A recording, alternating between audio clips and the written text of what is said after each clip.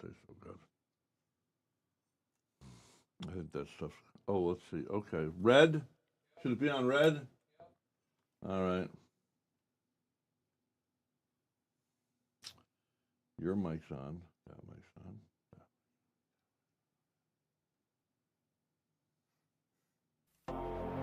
Rhett Palmer, the mayor of the airwaves, is ready to go.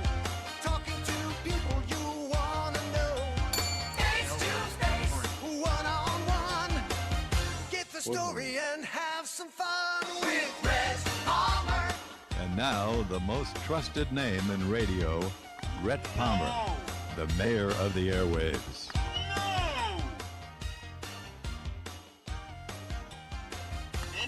My last word.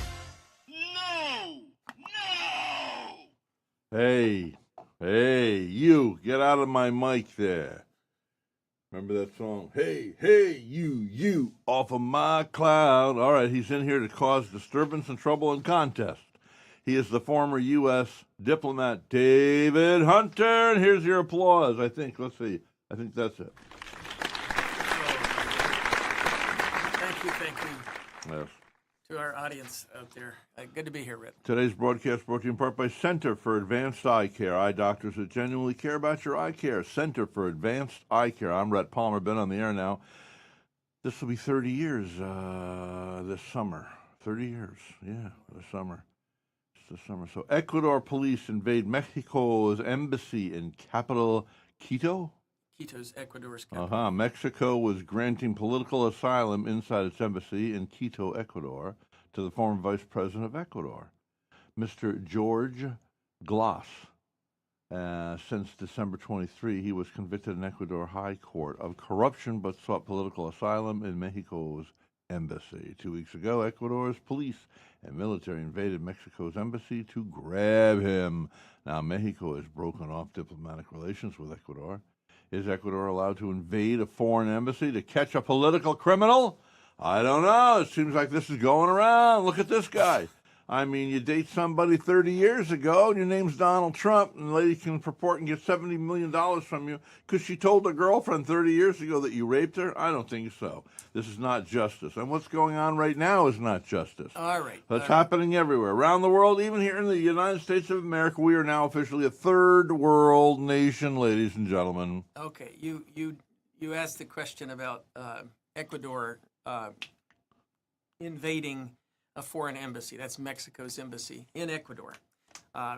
It turns out that the Ecuadorian police crawled over the wall of the Mexican embassy, broke through the doors, and pointed a gun at one of the chief diplomatic officers in the embassy. And then they grabbed this Mr. Glass, former vice president of Ecuador, who was there under political asylum. Now, you have to remember, you've had cases like... They really must want to kill this guy. Well, the point is he's been sentenced to 16 years in prison. For what? For corruption and money laundering. Now, he is claiming that these are... all of them do that. He's just one that got caught. No, he's claiming that this is political persecution against him. Same thing that they're doing to Trump here. Well, I didn't want to say that, but I'm saying that there are cases... Don't you think that all this, it's so blatant with Trump.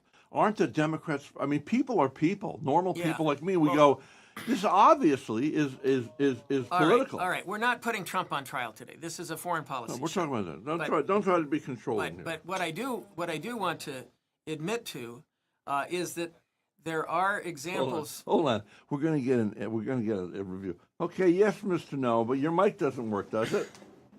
No. Well, tell us what you were thinking. You disrespectful human being. What? We're disrespecting his itinerary.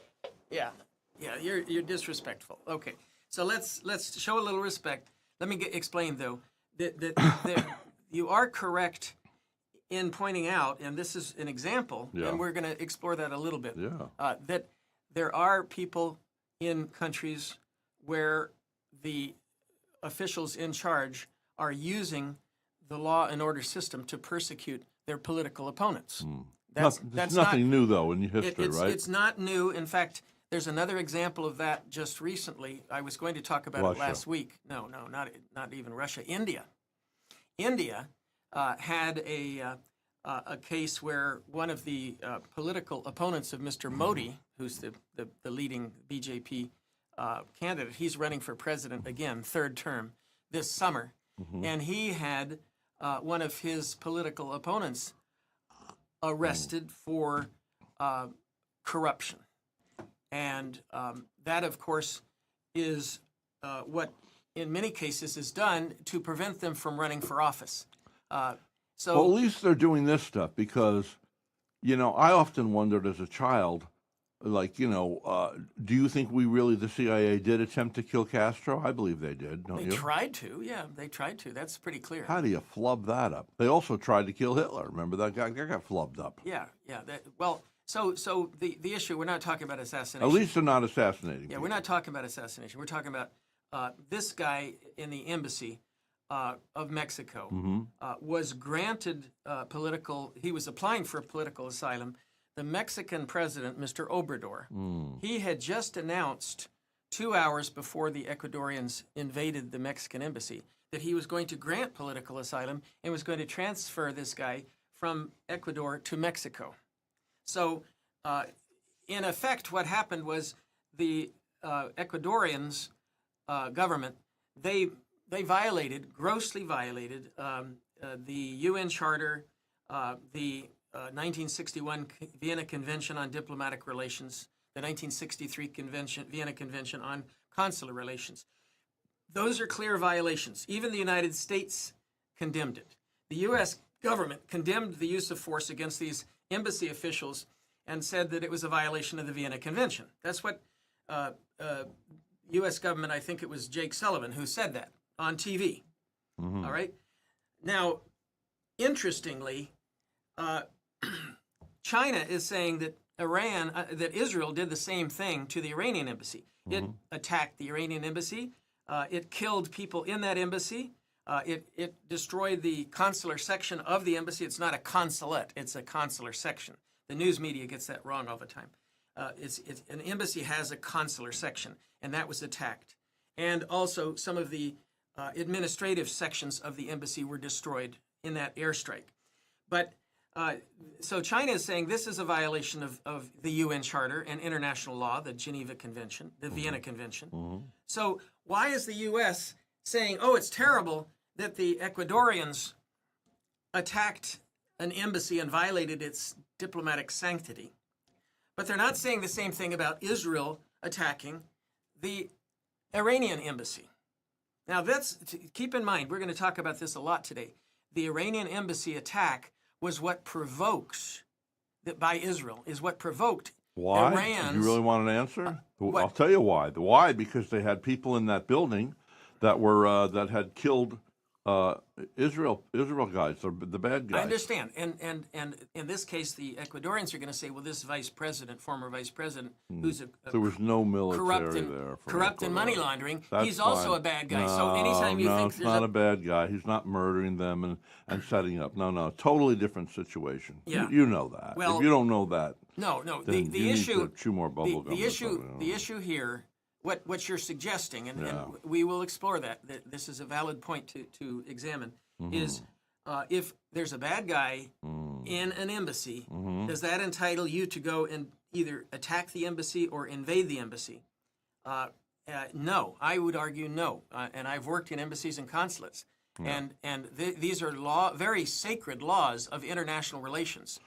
If you don't protect an embassy, but nobody in this embassy was sending bombs over and having people killed. In the other embassy that the Jews attacked in Iran, I mean, they're blatant in supporting the Hamas and Hezbollah and all that other stuff. My main point here is that it is inappropriate, even if you have a bad guy meeting in an embassy. It sets a precedent. And that's what's bad. Well, you see, this is the same argument that Israel is using about, oh, I can attack hospitals because Hamas has tunnels dug underneath the hospitals, and I can attack UN schools. But we know that Hamas does hide behind. I can attack schools, including schools full of children, because there might be a Hamas member hiding among those children. It's just going on forever. Hamas was always going to rise up. It's time to cleanse the cancer. Listen, it's time to. I'm surprised they didn't go in though, like you and I said. Why blow up the cities and kill people? I mean, are these bombs actually blowing up these? Now they find these network of what do you call those paths underground? Tunnels. Tunnels. Yeah. They have found those, and they have found weapons. But. All right. Well, I was going to save this for when our guest Finney comes, but I'll explain it now because I think you can explain it again then. I'll explain it again. The Israelis are using, when you think about them dropping all these bombs and all over Gaza and killing innocent women and children, beautiful women and children. They killed beautiful women and children too. I know they did, but let's but look. None of you guys ever bring that up. Rhett, you don't. Rhett. Let's consider this in terms of proportionality. No, it's not about proportion. It is proportionality. Same thing with sit there. Same thing with Germany. Germany attacked, and they ended up getting their. It is proportionality. There's in any kind of conflict, there's proportionality. You're sitting there and saying because the Hamas in a brutal and wanton. I don't know. Well, why are we talking about this? We're not going to do anything here. We already know. You think that. I think no, this. no. Let's move on. No, we can't move on. We have to stay focused. And I don't want to get upset. The focus in this point, as far as equivalence or something that what we're looking at in terms of this war with Iran, for example, is equivalence. Okay, Israel attacked the Iranian embassy. You're saying, there were some. How many people is Israel? Do you know the facts? How many people is Israel saying they attacked? They didn't just attack them on a whim at their embassy. They're saying these guys were bad guys doing bad stuff to Israel. What do they say? Well, tell me that side of it. Did you study that side of it? What do they say? How is Israel justifying this? How is Israel justifying it? Well, they're saying that these were. I've already explained this. There were two generals of the Al-Quds force, which is part of the Iranian National Guard. That were killed. In that attack. That has been admitted. Your nemesis is about to arrive. Yeah, no, he's not a nemesis. Mr. Finney is a distinguished colleague. Hello, Mr. Finney. We have a seat for you. We are saving a seat for me. The seat, and we're going to get into some very interesting topics here. We're already into the Iran, the Iran attack. Okay. I want to see his face. Yeah. Yeah. My face Not is half fine. the time you can't. But Mr. And he does. All right, let's get back on topic. Okay, Finney's here. Jim Feeney, Italian. Spelled American. Finney, but pronounced Feeney. Except on St. Patrick's Day. He is very, very particular about that too. Yeah. He'll be correcting you forever and ever, right? Indeed. So anyway, we're discussing. Feeney spelled Finney. Yeah. We just discussed. F-I-N-I. We just discussed the fact that Ecuador. Had invaded Mexico's embassy in Ecuador. Yeah, you know about that? Yes. Okay, and that was to capture this alleged former escaped prisoner, Mr. Glass, who was the former vice president of Ecuador, and he was asking for political asylum inside the embassy. And Mexico had just announced they were going to grant him political asylum, and the Ecuadorians invaded the embassy and grabbed him. Okay, now the comment that Mr. Sullivan, U.S. National Security Advisor, said is that this is a condemnation of Ecuador for assaulting embassy officials and for invading the embassy. And it's protected violation of the Vienna Convention. That's what he said. Now, I'm arguing the same thing applies to Israel's attack on the Iranian embassy. You're yelling, by the way. Okay, I'm trying to make a point. The reality is that the Iranian embassy was attacked in an equivalent fashion, but Mr. Sullivan is not condemning that. Now, to me... Aren't they two entirely separate things, Mr. Finney? I don't think they're entirely separate. I mean, just look at the are they equal? Are they parallel? That's what I'm asking you. I don't think they're parallel Well, at all. I mean, These generals had attacked and killed Israelis. This guy, this vice president guy, it's a political thing. Well, no, there are points to be made all over the place here. I mean, I guess, according to the Geneva Convention, and David knows this probably more than I do, Yeah. I guess your embassies are supposed to be sacrosanct. So was Israel wrong in bombing those generals in Well, not Iraq, who? Damascus. Here's the Syria. thing. Here's the Oh, conundrum. it was Syria? Yeah, it was in Syria that they did that. Oh. So you had Iranian generals, members of the okay. Iranian general staff that were basically in charge of Iran's proxies, Hezbollah and also Hamas. So Well, Syria, they're a bunch of bad guys too. I mean, Well, that president, they they were killing are. women and children with chemicals, they right? are. They're That's the bad one where guys. Obama drew the line in the sand, and then when they did go over the line, he didn't do anything, right? Well, I mean that's neither here nor there. So it's Well, but it's indicative of their character. well, character. You might have a lot of bad actors. The point is this: We have good guys in Embassies are office here. supposed to be sacrosanct. All right, Embassies. listen to Jim. I'm Embassies are- listening. Sacrosanct. Okay. Embassies are supposed to be sacrosanct. Yes, they are. Sanct. Now, that assumes in my world, right, my layman's world, that okay, everyone's sort of playing by the rules. But if you use embassies or other civilian structures that are supposed to be immune from attack, like hospitals and schools and places of worship, So you think do those rules apply anymore? And I would argue, well, it depends on the situation. When you have an enemy whose strategy is to shield themselves using these very institutions that we're supposed to be hands off with, then does that make them fair game? In my opinion, it does. Does that apply in this situation? Like David's saying, quid pro quo. If you have to condemn Ecuador, you got to condemn Israel. I don't think it's as clear as all of that. Well, it's kind of like what's happening here in America. It used to be it was third world nation when you weaponized the authorities to get your opponent, like they're doing in Russia, like they're doing in Ecuador, like now they're doing it here. We've gone over the line, and this is a precedent attacking. If they just did it subtly, one or two of these things would have been one thing, but they have all these multiple things that keep coming tenaciously after Trump. Who's they? Democrats. Okay. All right. Well, Democrats and Republicans are part of the national security infrastructure. So, as hard as it is in these divided times, you have to sort of put, the politics of it aside and say, hey, listen, we have an international order, allegedly. We have, and the United States has defended that international order since World War II.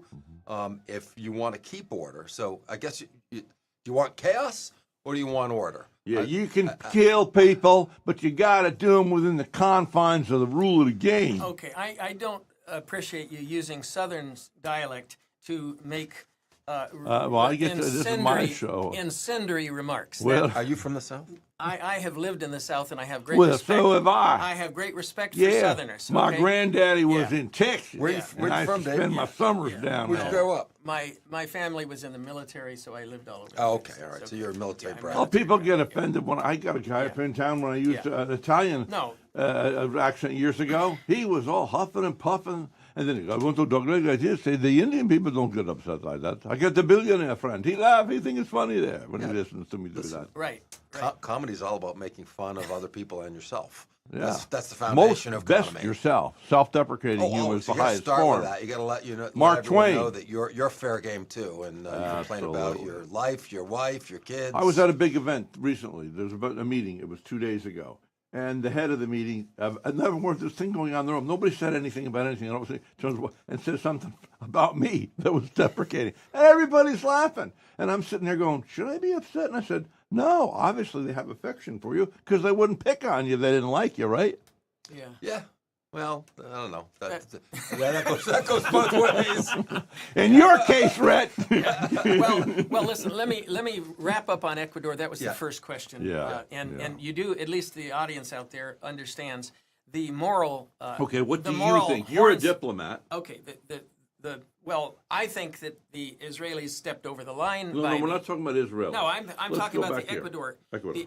Now, the reality is, he may have been engaged in corruption, as you say. A lot of these third world countries have corruption. Yeah. They are taking bribes, they're money laundering, they're doing things like that. So this guy, Mr. Glass, could have been engaged in that. He was tried in Ecuador courts and found guilty of two He different. got 16 years. He got 8 years and 8 years. For doing what? For one for money laundering and the other for corruption, some kind of corruption with an oil deal. Oh, or I something thought like he that. was in a changing room with some lady, and that No, she claims that no. he raped her 30 years ago. Rhett. Anyway, so the point is that he also was asking for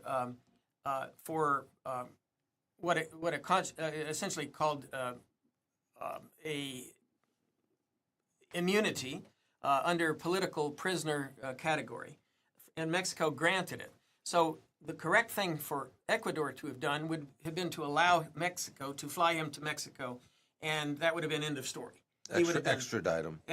They would have. They weren't trying to extradite him. They would grant him political Why didn't immunity they just put some money in some people's instead hands? of and, of grabbing you know. him back and putting him back in jail in Ecuador. So this brings a question for you, David. Yeah. So it's there are gray areas in all of this. Now, if you could have like a really bad actor that will claim that he's being persecuted politically, Right. and I don't know the details of the case. Right. Maybe he was, maybe he wasn't. But under that standard, like if I were a really bad person, like the bent on subverting governments, subverting institutions, stealing money, killing people, whatever, Yeah. I would be an idiot if I didn't use the cover of international convention to my advantage. At least buys me time. The extradition. So where does it and the bad actors in the world understand that?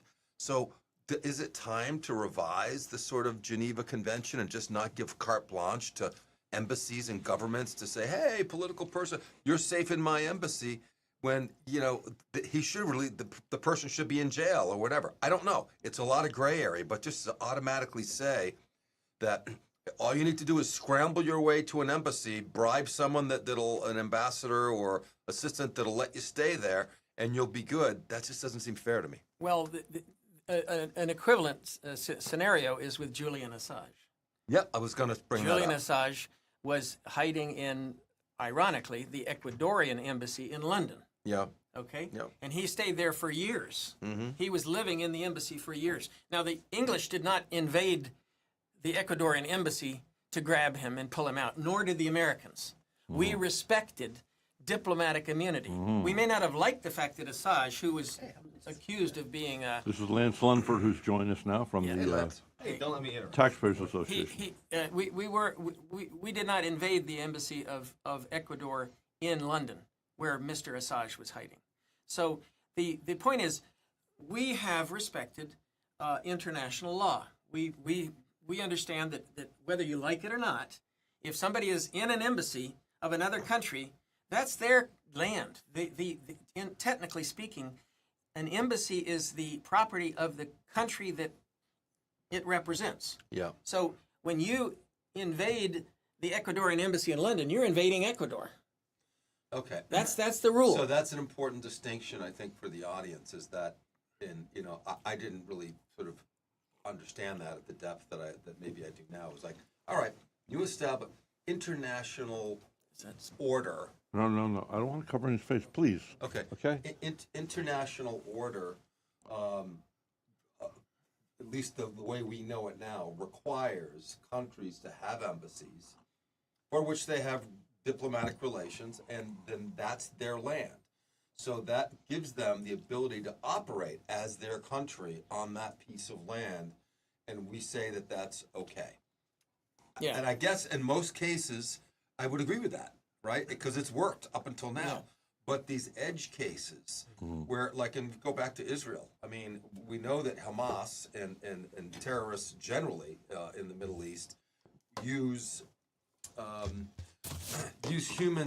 their civilian populations as shields. Russia does the same thing. There are war crimes being created all over. I don't hear people screaming about the Russians and what they're doing there. But my point is this: bad actors are smart and they're going to use the international norms and conventions that we use to protect people and create order to their advantage. And where do we draw the line? Especially if you're at war. I mean, if we're at war with in World War II, we had an embassy in Berlin.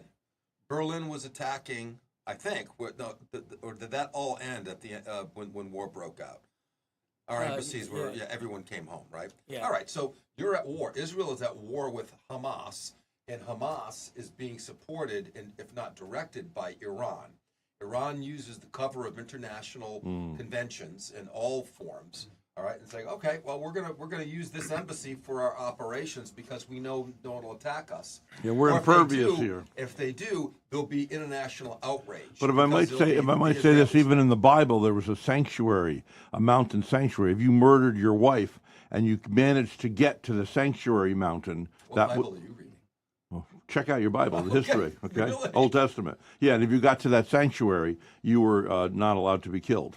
You could stay there. The concept of So embassies. even God gave, there has to be an escape clause somewhere. How And works explicitly for manslaughter. Yeah, the concept of embassies, it evolved through the early Middle Ages, you know, and what happened was kings and others would establish a negotiating position where you couldn't kill an ambassador. Okay, in the case of the Iran attack, the ambassador was at that facility. In fact, his residence was right near that area that was attacked. Was he killed? No, he wasn't killed. Now that was fortunate. And he was the ambassador for The what ambassador country? of Iran to Syria, okay. and he was not killed. But it was a close call. But because we don't have aught against him or whoever. Well, Israel doesn't have aught against him. So the issue here is what I'm saying is Israel has a legitimate basis, at least they claim, for attacking al-Quds generals, especially those that are supporting and controlling and helping the Hezbollahs and Hamases and other proxy groups. They have a legitimate target on their target list, and I'm going to talk about target lists in just a second.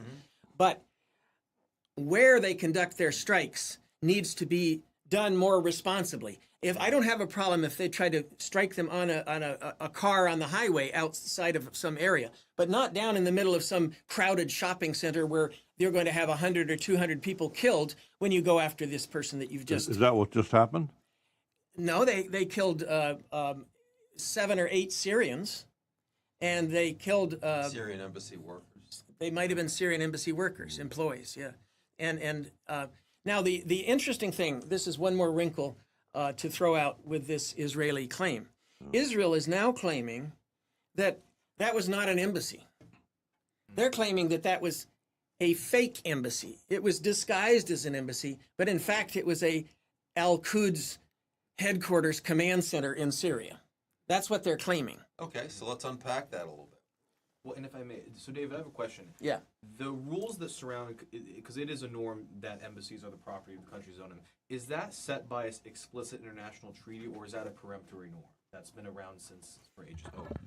Hello. Yeah. My bad.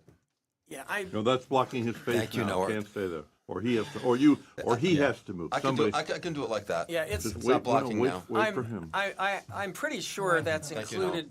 That's included in the Vienna Convention. Okay. Okay, I'm pretty sure that's. It's not Ooh, the You Geneva need to move a Convention. It's little the this Vienna way so we Convention. can see your Okay, face. so but some I think. internationally recognized treaty that does it. Okay. Yeah, all and, right. and that's basically internationally recognized and has been applied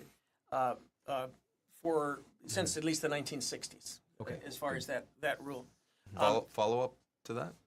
No, that was actually, I was curious, because I think if we're discussing on whether it's possible to change those rules, we have to understand what parameters it actually comes from. Right. So again, and to David's point, that has been a convention since the 60s or so on. The nature of asymmetrical warfare in our modern world has changed radically.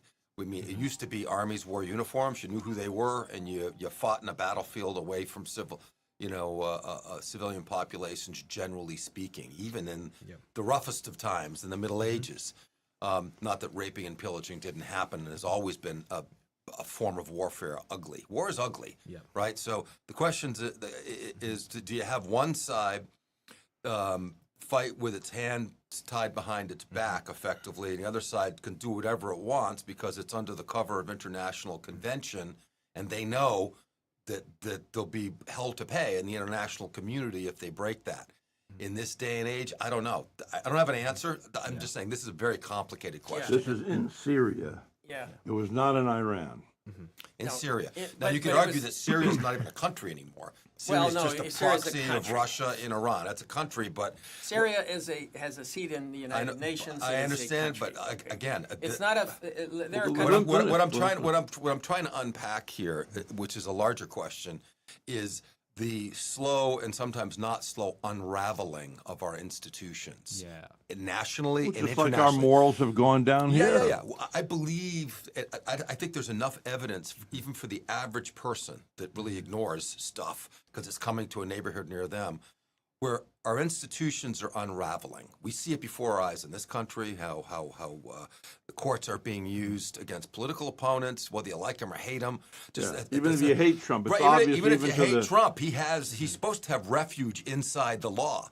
He's not getting that in New York, in my opinion. But also, I but hold digress. on. Let me say this on behalf of the liberals, though, or the Democrats.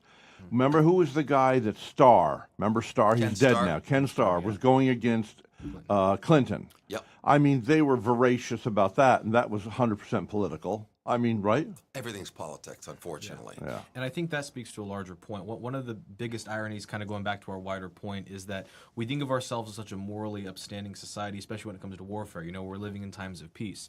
But really, before World War I, most wars were not exactly total wars, or in a sense that you weren't trying to completely annihilate your opponents. And this makes sense because if you think about, let's say, the 30 Years' War is a good example of this. You would send a portion of your population, and that was your military. Your whole population was not your military, because your country wouldn't survive if that was the case. So a lot of these norms, whether it's embassies, whether it's peace, I mean, we like to think of basically anything that isn't modern as, you know, sort of savage in our society, but that's a grave oversight, because the reality was a lot of the norms around warfare, a lot of the norms around everything that we do was set in part to incentivize long-term reciprocity. The idea of, okay, even if I'm at a disadvantage right now in this war, if we have certain rules like having embassies, long-term, I know my country is going to survive because there's going to be some sense of mutual reciprocity versus we're going to get it completely annihilated. So I think shaping back to the conversation what we see around the world, I think a large part of the challenge we're facing today is the anxiety around the total war culture that we've created. It's almost like you have either complete peace or complete total war, and that's not the norm across history. And I think it's just because our society today is very impulsive. I think that's the root of now our let's cause. look at this objectively. Forget about left, right. Forget about who you care about in the world. Maybe you don't like Putin. Maybe you love Putin. But everywhere, is becoming pervasive. Do you see you're setting a precedent? Putin. Now, I mean, does everybody in this room believe that Putin somehow was involved in the death of that man who was in prison, who was his opponent? Yeah, the evidence points to that for Navalny, sure. Alexei Yeah. Navalny. Do we all agree? Okay, so we all agree. Okay, so that's that. Without any vitriol towards Putin, what we think that's wrong. That's okay. been his history. Does anybody in this room, and I mean honestly, even if you detest Trump, and his mouth is a big troublesome, I understand that, but let's forget about it. He's running. Do you all agree that they've gone beyond?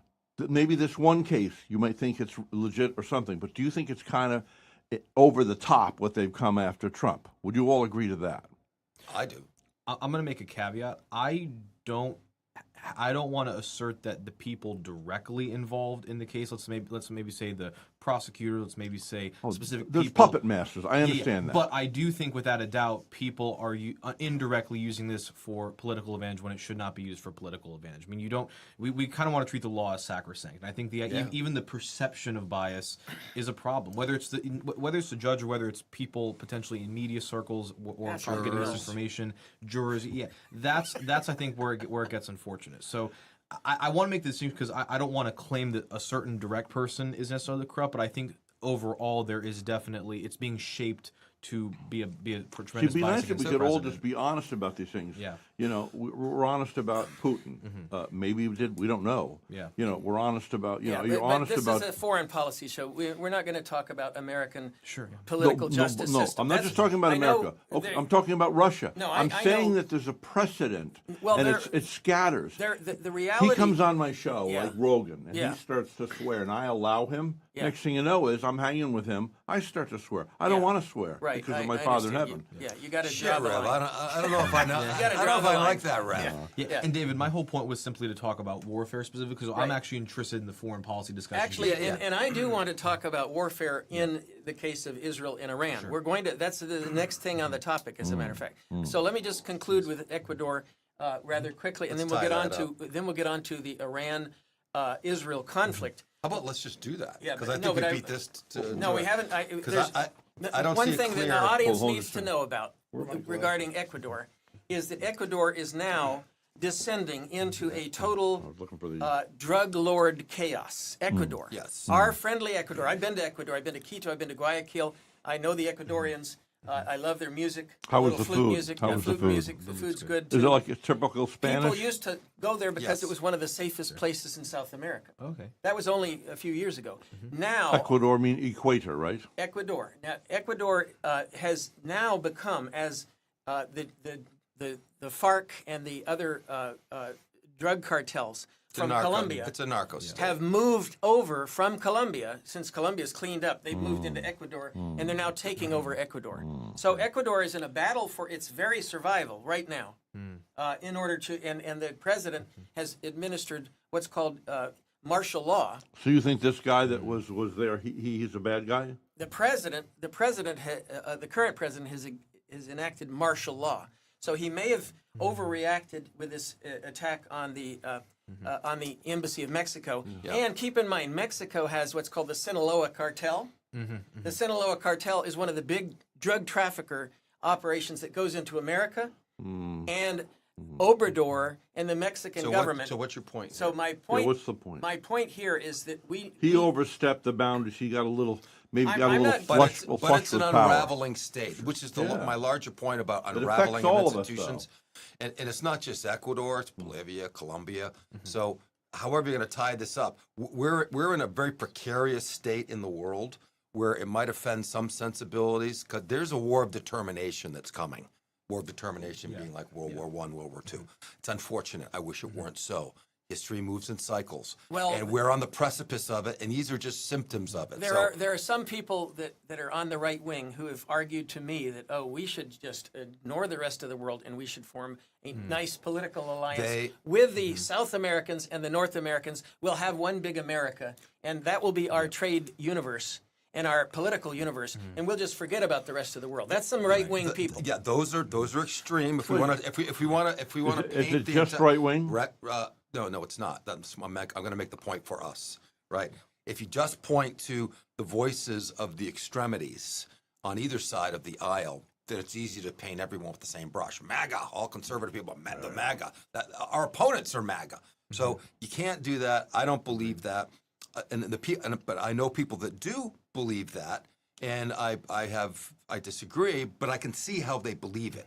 If you're going to take in millions of immigrants, illegal immigrants, into our country with no recourse, give them all the public benefits in the world, shouldn't we have some control over that? And if we're going to do that, then why don't we just make Ecuador or Honduras or Guatemala, where these people are coming, where they have failed states as well? It's not just Ecuador.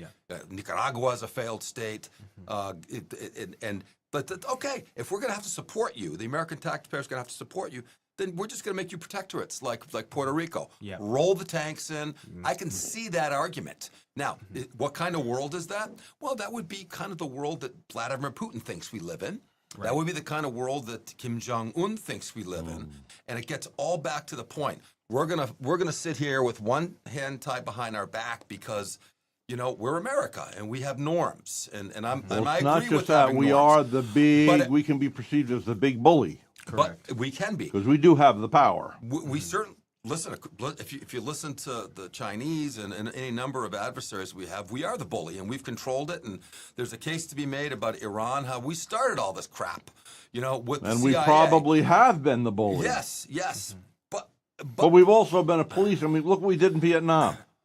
We had no business being there, in my estimation. The point, my point is this. And I have some right-wingers that get mad at me about that. In an unraveling world, all right, you really have to choose between the lesser of two evils. Sure.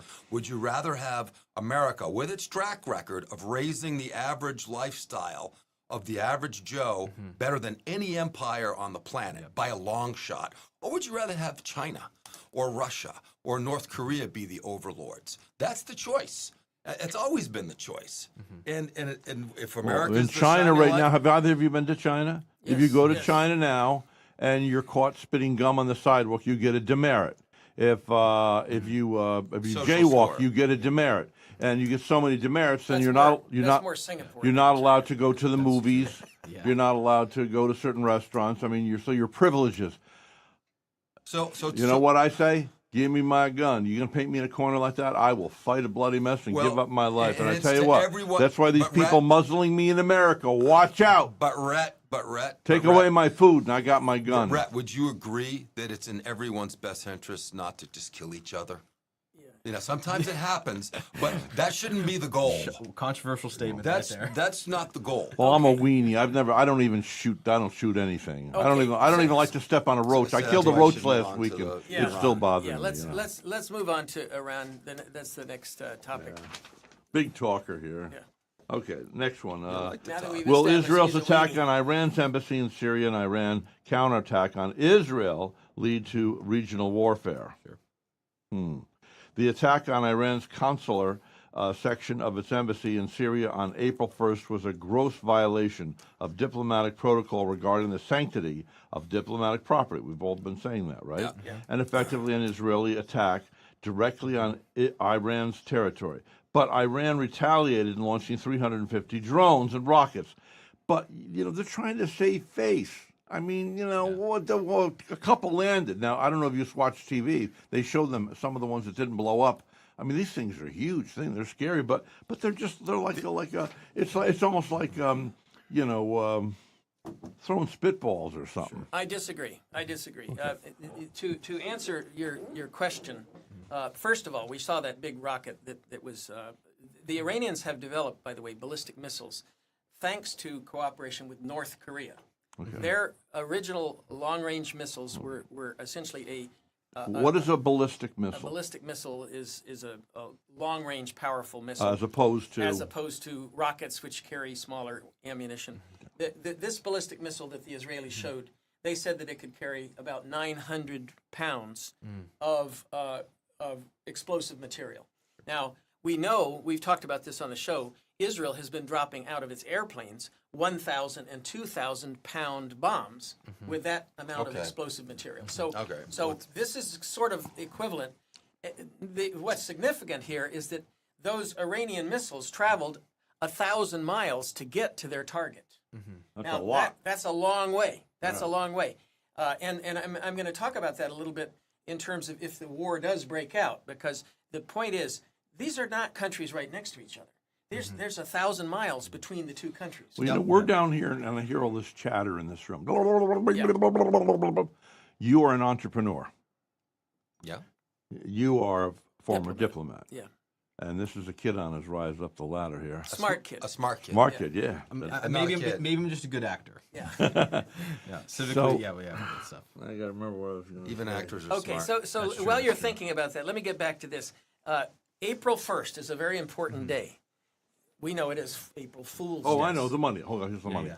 Follow the money. Now, does anybody in this room have money invested in warfare, either Lockheed Martin, defense. Because I have a substantial investment in a company that makes anti-drone.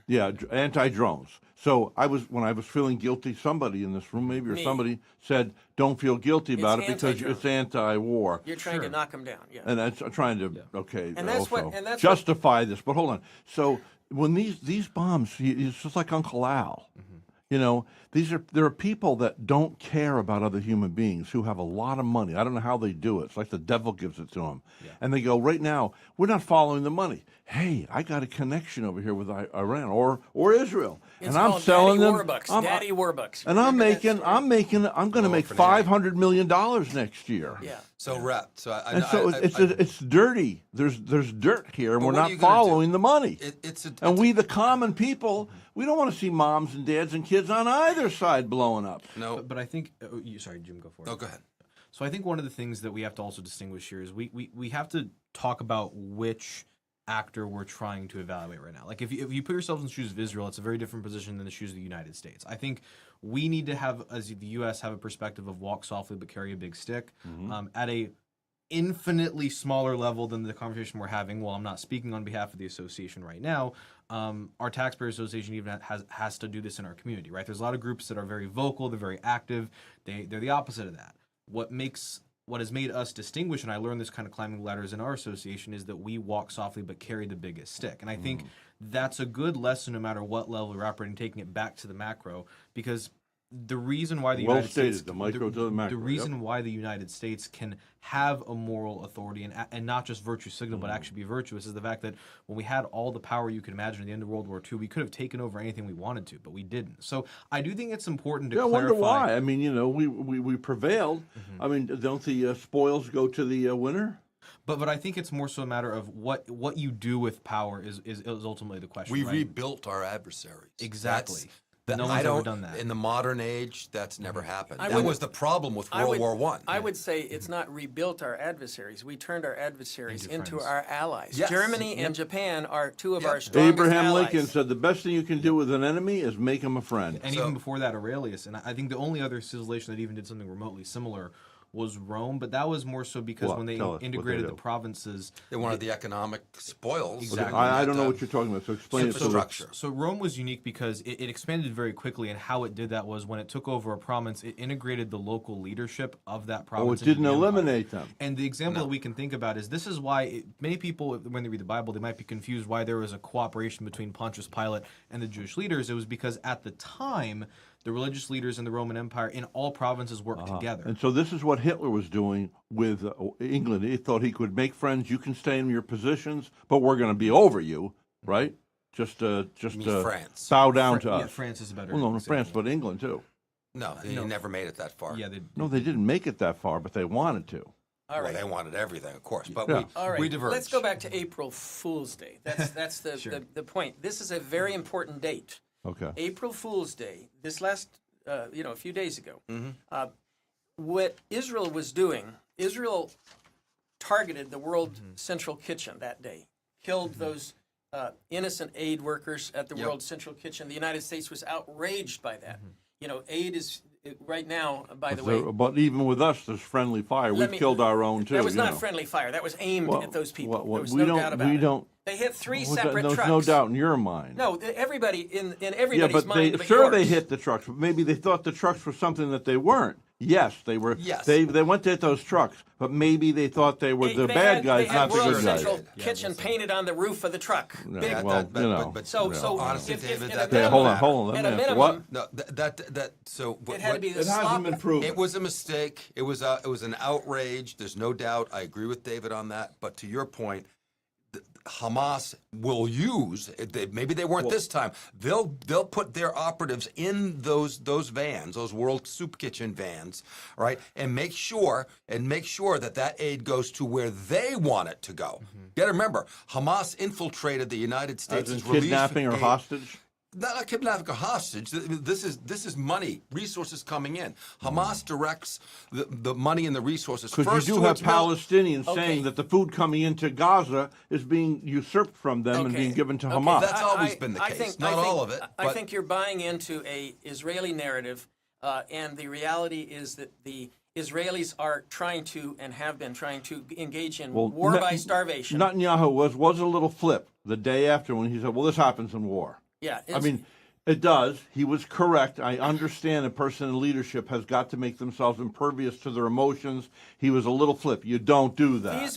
These people had engaged in massive deconfliction. Do you know what deconfliction means? No. Yeah. Deconfliction means Deconflict. deconflicting means we're going to tell you where our trucks are, exactly what time, what street they're on, what they look like, who's in them, all of that. That's You called don't need to yell. deconfliction. Okay, so they were doing that. They were doing that. So the Israel. And they were killed anyway. Okay, now there's something I hadn't. You broached. hadn't known, yes. And What do we? Hold on. Okay, what do you fellas think about that? I mean- can take this. You can take this. What do you? He It wants. is. I really think we need to move on because. We'll let him say what he was going to Well, say. actually, yes, that happened. No, Go go ahead. for it. So, this is actually the reason I made the point about distinguishing from America's position or Israel's position, because I'm trying to imagine something even remotely similar to the strategic position that Israel's facing. If, let's just say, Orlando rebelled against the state of Florida, right? We wouldn't criticize, and I'm using him because I know him, Sheriff Flowers or Sheriff Wayne Ivey from Brevard for retaliating and being sloppy in their response, because at the end of the day you have this massive thing in the middle of your territory that is trying to annihilate you. And I think, while David, I do understand that you cannot be sloppy in warfare. You want to save as many lives as possible. I don't know if I'd fault Israel entirely, because if you're in their position, you're afraid that this thing in the middle of your country is going to try to destroy you and your people. So it's tragic. We should definitely condemn it, but Okay, I don't think- I don't know if we you're should. using the excuse of what's called the fog of war. That's the Is that essential fog But I of think war? I don't buy it. I don't buy it. Let me explain why. No, please, Okay, yeah. Let me explain why. That's Please, I but wanna the hear fog that. of war is an example of why. Oh, we hit our own troops by friendly fire because we Okay. thought they were somewhere else, and our information told us they Okay. were on X line and they were on Y line, and therefore we killed them by accident. There things like that do happen. Yeah. Okay, we know that from Vietnam for sure. The reality, as I argued before, is that Israel is engaged in war by starvation as part of their total program of genocide of the Palestinians, trying to force them all out of Gaza. They either want to kill them or force them to flee Gaza so that Israel and its Zionist settlers can take over that territory. They want to move in there and create new blossoming farms. You're yelling. It's not necessary. We're Okay, listening to you. new blossoming farms. The reality as of last week is that 157 trucks a day are coming in to the Gaza Strip. 157 a day. Now, this is Israel boasting that, oh, we're starting to open up all these borders and bring in more trucks.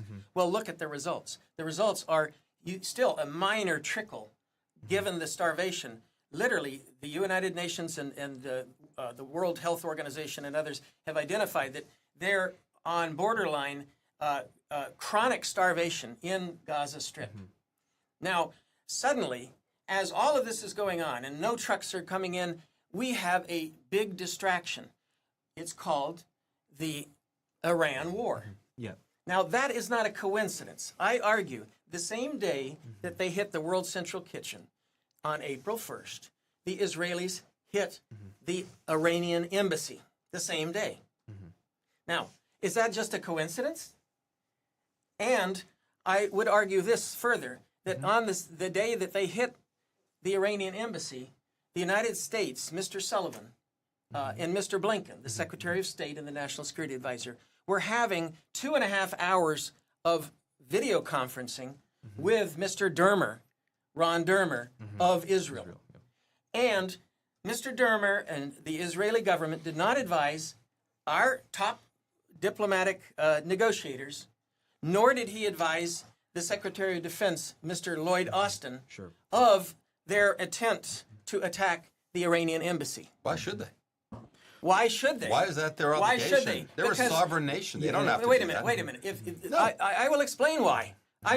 Because they expect us to come to their defense. That's why they have insisted that we're one ironclad group, and therefore That's a choice that we made as the United well, States. we need to reconsider that ironclad commitment. I understand That would be my argument. If they're not going to even advise us of their intent to intentionally provoke the Iranians, they knew that this was provocative. Attacking an embassy, they knew that that would lead to an Iranian response. We didn't know what response. We didn't know that it was going to be this full-scale attack on the 13th. But Mr. Netanyahu knew when he attacked the Iranian embassy, the Iranians were going to come back and attack him. Okay, I have one. Noah. Okay, Noah, I need you to go either to the email or to the text. I've sent you this map. Please blow it up and have it fill our screen so we can all look Yeah. at it and so the audience can see it. if That's you a would, good please. idea. That's a great idea. So, I'm gonna okay. But I can do something with an email. Okay. Okay, All right. so- I sent the email. Hold on. I sent the email to you, and you'll be seeing this momentarily. And I want to see what this has to say here. All right, Rhett, let's stay on the topic while you're. We are yeah, staying on the yeah. topic. Well, the topic is the Iranians knew that they would provoke by attacking this embassy. Now Israel is turning around and saying, "Oh, it wasn't an embassy at all. It was just a Al-Quds command center." Sure. Okay. Well, you don't issue visas in an Al-Quds command center. Okay. Now, is it possible that Al-Quds was using some of that property for some illicit purpose? Maybe. A better way to ask that is it probable and likely that Al-Quds was using it? And the answer is yes. Is it possible? It's more than just possible. Highly likely. So again, just for the audience, I mean, it's important to recognize that David comes from a very specific point of view as an anti-Zionist, again, which is not anti-Semitic. It's just, does Israel have a right to exist in that territory or not? But if you believe that it doesn't, then all your arguments are going to be made in that sort of way. It's not that he's not making good arguments. This is warfare. Whether Israel decide, Okay. and again, our we have map to- is up here. Now take a look at here. Look. Okay. Yeah, I So can this see is the green is the Arab world. Wait a minute, look. The red is Israel. Yep. And yet the Arabs complain that Israel's occupying their land. See the little teeny tiny Yeah. dot that's red. Okay. Yeah, I Yeah. see that. And before 1947, That was all that's green. ludicrous. That was all green. Well, isn't that too bad? And It's not anymore. It's There's not a little anymore. Tiny, Yeah, tiny bit. That's honestly, that's the way I look at it. The mistake That's- they made in that's too 1948 bad. or whatever was they didn't And clear if it and you- say, you're out of here. And if you don't like Boom. it, and you want to throw World Convention to the to the winds, then you fight it out. That's what's happening. You see fight it out. by putting that little red spot in there, now Israel is saying they're surrounded by Well, enemies. keep it up there. Which they are. Go ahead and keep that up Do you there. deny that they're not? I think that if Israel were to move to a secular state and not a Jewish theocracy, I think that They're they not would. a Jewish theocracy. They are a Jewish theocracy. I They are know- pushing. listen, The Zionists are they pushing for are- a Jewish Wait for a minute. theocracy. David, maybe in a different. What makes, in your opinion, Israel a Jewish theocracy? Because Iran's a theocracy. No, we know no, what the- that looks like. No, I'm the influence of the extreme Zionists, Mr. Smotrich and Ben Gvir, who are, as I've said on earlier shows, they are basically disciples of Meir Kahane and the Kachist movement. Does that represent the entire Israeli It population? doesn't. It doesn't, and therefore that's why I want to distinguish that there are multiple. Does it represent most of the Israeli population? Unfortunately, No, I it doesn't. said on this show last Can we week. get that map back up here? Rhett, Are we waiting Rhett, for something or what? Rhett, I said on the show last week that Israel has been hijacked by the extreme right. They have been Yeah. hijacked. Yeah. And I'll give you an example of that. Mr. Ben Gvir, he has given an ultimatum, a blackmail ultimatum, Yeah. to Netanyahu, the prime minister. Yeah. And he has said, if you do not continue the war until you have cleaned out Rafah, the city where 1.5 million Palestinians are now huddled as they're being bombed and starved to death. He says, if you do not clean out Rafah, I will bring down this government. That's what he says. Those political threats happen all the time. And They are one piece of Netanyahu's coalition. They can pull down his government. Netanyahu rules by the smallest of margins, and he's done this. You know, he's a crafty politician, but he's on the way out. The vast majority of Israel is not the kinds of people that David's talking about. The vast majority of Israelis are moderate, mostly secular. And they are weak, and they will lose Israel. I don't know what the exact percentage They is. are weak. Weak. Why? What? Listen. I mean, I can't believe that Jews are predominantly Democrat in the United States. I thought they were smart people. Estupida. okay, Estupido. I disagree with you Estupido. strongly. That's Italian. I'm doing I- it in Spanish. I frankly, I would hate to put you and a Jew in the room together because they would Jews totally destroy you. Oh no, they wouldn't. because I've been friends to the Jews. I've been to Israel. They know I'm an advocate, but I am a right-wing advocate, and I am a Zionist. An equal amount of the Jewish people that I consider my friends are not observant Jews. They are cultural Jews. My family's half Listen, Jewish. They're the okay. same thing, non-observant. All right. They're cultural Jews. Yes, and that's the case with Israel, right? But they recognize their holidays, but they're not going to temple, on Shabbat all the time. They're secular, but that doesn't mean they're not Jewish. Yep. They are culturally, their lineage, their blood. Depends on what you So, define. It's but kind of like David's- black people that voted for Obama, knowing that he's into abortion and approves of abortion. You do that, you're in trouble for That is eternity. completely non-related to what we're talking Well, about. also, the bill? I don't even think we need to necessarily make this argument Yeah. to disprove the point, because, the example I come to is America. Obviously, most of the founding fathers, of all of them, were Christian, and they were either Episcopalian, and if you were Anglican, James Madison and Thomas Jefferson were notably Christian deists, and I don't think any of us would say that America is a deist nation. We would say it's a Christian nation, even though those are two Define deist. It's the belief in the wisdom and the essentially the same principles sovereignty of the of Bible, God? except for they believe that Jesus was not necessarily divine. So it's simply everything else without Jesus being divine, or doubt on that point. Well, how But- stupid is that? but- I mean, but if you're going to here's- throw the baby out, throw but- the but- baby out with the bathwater. But Rhett, here's my You point. can't have one without that, especially the guy says, I'm the way, the Well, truth, and the life. But it works for America. But here's my point. My point is, we would not say that, even though James Madison and Thomas Jefferson had a much more greater influence on the founding of the nation than maybe other individual founding fathers, we wouldn't say America subscribes to that ideology. So A theocracy. A theocracy, yeah. So I don't know if I would buy that because some people who were important to the founding of Israel had a certain ideological perspective that necessarily means the whole nation is that way. I mean, because I think if you apply that to America, I don't know if it makes sense in our case. It doesn't even. It's not. That's a great analogy, but the point is, in Israel, that's just not the case. He's talking about a small piece that happens to have more influence, outsized influence for itself. The majority of Israelis want a two-state solution. They are peace-loving people. This war was started by Hamas coming over the border and killing 1,200 people, and okay, you don't like the consequences of overwhelming retaliation, but that's where we're at. And there's nothing wrong with Israel. If we pick apart every little action they take under world, norms, then they need to finish the job that they have for their own security. I have a Well, would you suggestion. run against Putin at this point? No, you'd because be he dead. kills everybody that runs against him. Yeah, I have Matter of fact, who's the guy from the Shark Tank? Yeah. He said, I'm not going to build anything else in New York City because I could be next. Okay, I have a you go after, suggestion. it's ludicrous. There's nobody, Right. they're holding this, no, let me finish. They're holding this thing against Trump. All Trump did was borrow money. Look, I thought my house was worth $4 million. It was only worth Okay, $2 million. okay, So I didn't inflate my house. That's a I wanted to distraction. get Trump more. is, Trump is a distraction. I have a suggestion. Trump is a distraction we should take 'cause he break. puts fire. We should take a break, and when we come back, we're going to discuss Israel and Iran And at war. Yes. At war. Yes. Israel and Iran at that's war. that's the most important thing. That's to what talk I want about. to talk about Forget next. everything. Well, you brought up these other little points. I mean, Okay, let's here we move go. on. We're going to take a break. Bye. Let's get to the big points. Minutemen answered the call during the big American point. Revolution. Now, Minuteman Press answers the call with custom print and design services designed to promote your business like nobody's business. They lead the charge, but never overcharge for great design, print, and promotional materials. Minuteman Press in Vero Beach and now in Port St. Lucie. Ready to answer the call. Google Minuteman Press or visit pslminutemanpress.com. Hi, I'm a golf enthusiast, and I love Big Shots Golf on US 1, next to Advanced Eye Care.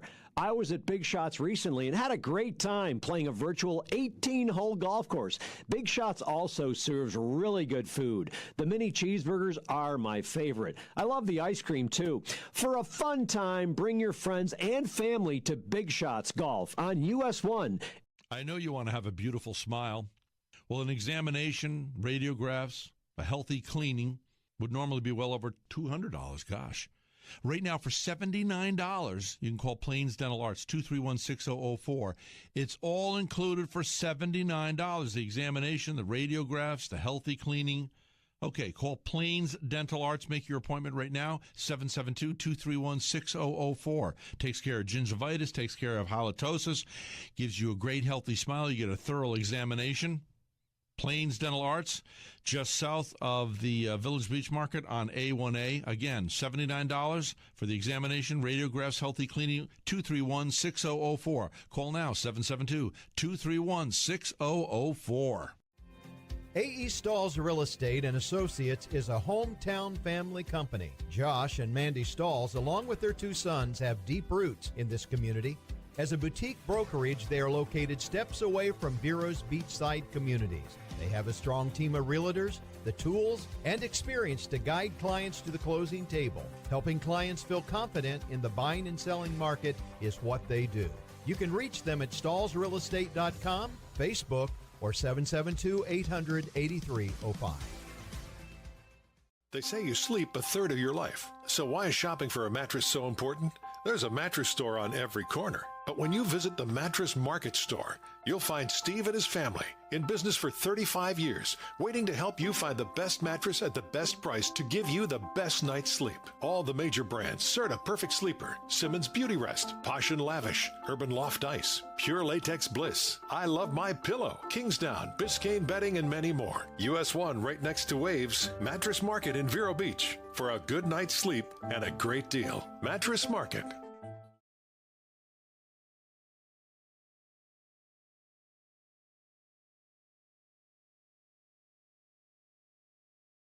The Rhett Palmer broadcast is brought to you by Complete Electric Complete Alarm. Get your generator checked now before the next hurricane strikes. Call the good folks at Complete Electric Complete Alarm. You'll be safe and sound when the next hurricane strikes. Call Complete Electric Complete Alarm. The Minutemen answered the call during the American Revolution. Now, Minuteman Press answers the call with custom print and design services designed to promote your business like nobody's business. They lead the charge, but never overcharge for great design, print, and promotional materials. Minuteman Press in Vero Beach and now in Port St. Lucie. Ready to answer the call. Google Minuteman Press or visit pslminutemanpress.com. They say you sleep a third of your life. So why is shopping for a mattress so important?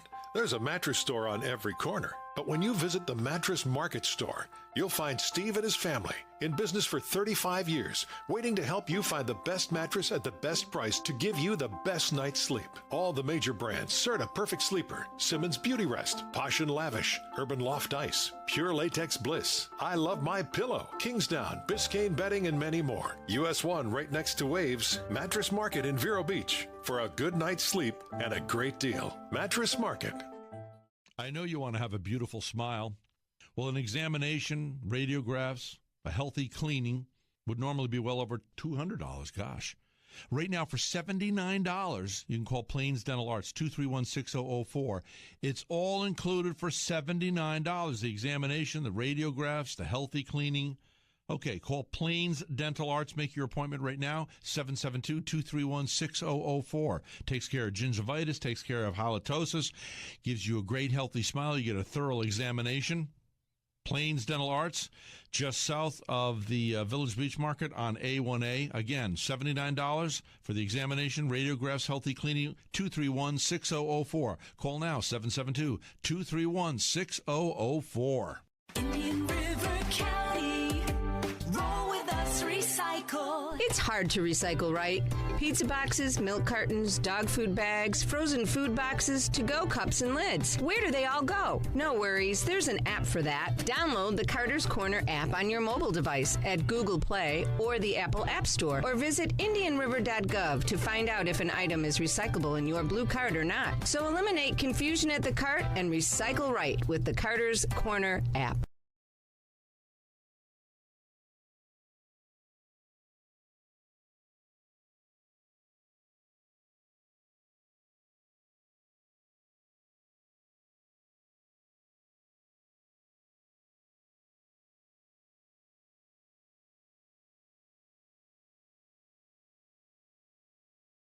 Give me the cheap seats.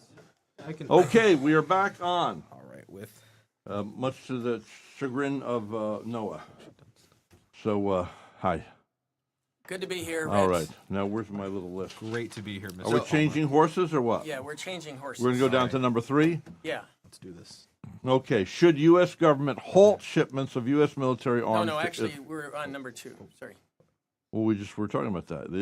Will Israel's attack on Iran's embassy in Syria and Iran's counterattack on Israel lead to regional warfare? Okay, well, this Okay, who in this room, raising your hands, thinks that I don't think Israel should respond to those. They were trying to save face.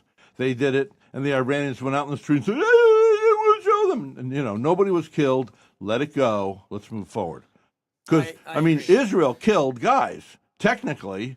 Yeah, they killed 7 or 8. Yeah, Actually, 13 if you count the Syrians. Okay, Yeah. So I agree with you, Rhett. And they promised. Iran has said we're not going to do anything else. Israel should Okay. stop. Israel should stop it right now. They want to save face. That's what, in fact, what Biden said in this case is take the win. That was the Take term. the win. Take the win. W-I-N. Yes. You won with American help. We were able to knock out all those. I'm going to tell you something for Netanyahu. If he doesn't do that in this case, then he's going to push a lot of us over the edge of saying, well, we couldn't trust you to have a balanced mind there and heart. So now you have stepped over into the dark side. I think strategically it makes sense to not go forward. However, I wouldn't fault them if they did, because at the end of the day, I mean, the idea of if someone launches missiles at you and just because they don't work, you say, well, all is well and good. I don't really agree with that. I mean, if I show up on your yard, as long as it's not a populated area, maybe something military. Take out a few jeeps and a couple of, I don't know. Yeah, it's military games. This is what happens when you've got. Exactly. So I would agree that the bigger win would be to not do anything or to do anything overt. Correct. All right. The Bible says it is to a man's glory to walk away from a confrontation. Blessed be the peacemakers. Yes. All right. However, you are leaving. You have a regime that is bent on the destruction of Israel. That's Iran and the mullahs, a real theocracy. And they play the long game. They're chasing nuclear weapons. They are ready to build them, ready to break out.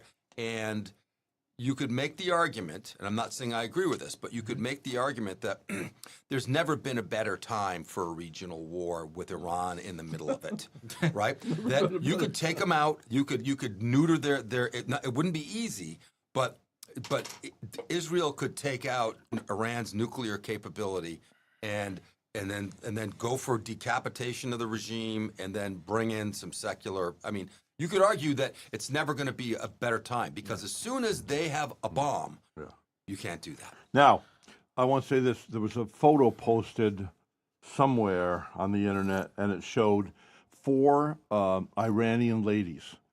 They were dressed in nice sweaters and slacks, and this was 1968 or something. They were free, and then you look at the women now. They're not free. They're being abused. They're being oppressed. They have to wear these garments. You don't see their face. So you're saying it would be a good time to go in and cut off the head of the snake. The Iranian people, the Persian people, are an ancient and august culture, right? They're a part of the a beautiful people. I have lots of Iranian friends. I don't know how this happened. It's just the confluence of life in different parts of that. They are beautiful. Just like I have a lot of black friends. They're refugees. That used to be a joke. No, they left their country. They left their country when Khomeini came in because they were just killing everybody. So it's not a problem. War is generally not a problem with the people themselves. The Russian people themselves, they want peace. Right? The Chinese people. My grandfather said culture. He was a world traveler. He built roads everywhere, and Greenland and with the Philippines. And he said mankind is generally friendly except for organized religions and politicians. Yep. Look, you can let religion influence government, but not rule or become the government. It shouldn't be that way in America. Pat Robertson would have gone over the top. Religion is just a part of culture. Correct. It's a set of moral values that you can all agree on. It's tribalism. No, religion. Yes, it is. It's tribal. Listen, I subscribe to Scientific American and Nature magazine, very wonky things that talk about science. Yeah. And the latest issue of Scientific American talks about the science behind who we are. I wonder what you were like as a kid. As a kid, I was a bit of a rebel. I'm reading. You're the only kid I know that read Scientific American. Make it 2. I'm curious, right?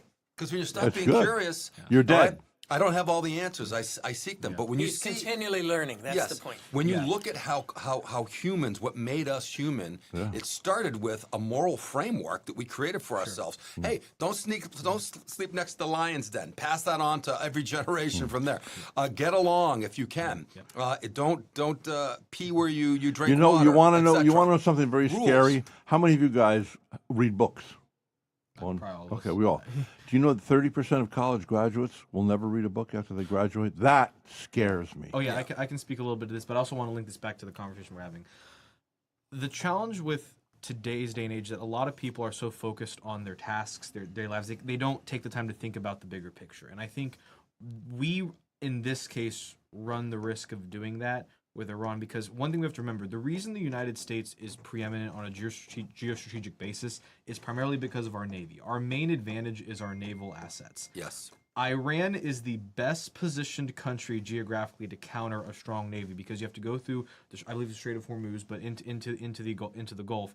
I mean, you could set up anti-ship missile stations there. Why did we allow the Shah to be taken over? Why didn't we get involved then? But right, here's my point. My point. No, it's okay. My point is this: if someone's going to invade Iran, it would have to be a land invasion, and it would probably have to have the support of the other Arab nations, and they would have to be ones leading the charge. That's not going to happen. Which is exactly correct. And another thing we have to remember is Iran will never be as big or as prominent in the world stage as, let's just say, China Why? is right now. Why? Well, they just don't have the scale. Their economy and their society isn't large enough, populous enough to do that. But they have always been very good diplomats. Since the Persian people have always been very good at navigating that, even probably for the last 2,000 years. So I think Iran is always going to be an important regional actor, but I think as long as we're smart and diligent with them, we keep them in the cage. They're like a lion in a cage. As long as we keep them in the cage, they're fine. They're not the nation where we need to go and kill them. We don't need to kill the lion. We should keep the lion in its cage. That would be my assertion on this topic. That's a reasoned. Well, Lance has got some good instincts here. As opposed to, I'm not going to say that Jim advocates taking out Iran. Actually, I'm trying to frame the thing. Well, and I want to I'm on the same side as Jim. I just don't question the capability. But the capabilities is what I want to talk about, because Iran is not some cupcake. It is a country of 84 million people. Now Israel. That's double the size population of Canada. Israel is a country, I would say, of 7 million people. If you discount the Arab population, which is not going to fight on behalf of Israel. And only 3 million are Jews. No, 7 million are, no, I'm saying 7 million Jews live in Israel. And 7 million 10 Jews. million people, 30% of, 29% of the Israeli citizenry are Palestinians. They're citizens of Israel. They're considered to be Israeli Arabs. Right. Israeli Arabs. That's 20%. And happy to be. They live way better than their compatriots in Gaza and the West Bank. So they don't want war either. But when you count, including the Gaza and the West Bank as part of that entire area that is occupied Israel, because they're occupying that area, you've got a 14 million population. So only half of that total population is Jewish. So we got the point. So my point, one of the points here is you have a huge discrepancy in population. Sure. Now, wars are not won by population. Correct. But wars do, as you see with Russia and Ukraine. If you have a big population, you can keep pulling out more troops. If the war is not won quickly, then you can, and that's why Russia's starting to gain on Ukraine. War of attrition. It's a war of attrition. Now, in terms of active duty military, the Iranians have about 350,000 active duty military. So your point is that Iran is not a cupcake. And so Israel stipulated. Now keep this in mind. These are important numbers. Israel has an active duty of 169,000 active duty, and then they're pulling up reserve forces of maybe somewhere between 400,000 reservists. But that reservists are the people we all see that are being called in from reserve duty. They're normally a shopkeeper or something like that, and they're now.